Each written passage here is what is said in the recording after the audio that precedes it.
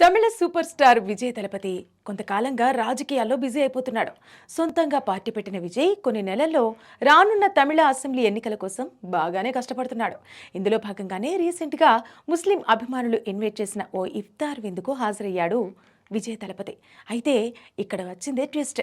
అదేమిటో ఈ వీడియోలో మీరే చూసేయండి.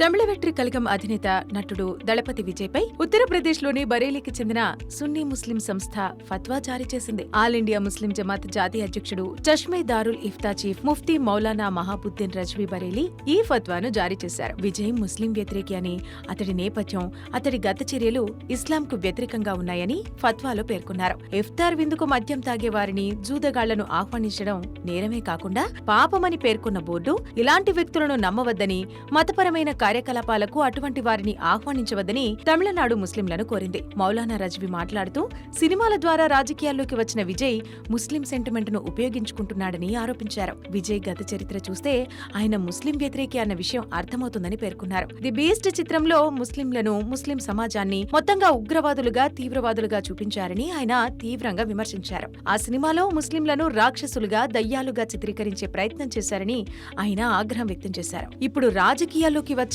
ఓట్ల కోసం ముస్లింలను బుజ్జగించే ప్రయత్నం చేస్తున్నారని ఆయన మండిపడ్డారు. మద్యం ప్రియులు, అల్లరి మూకలు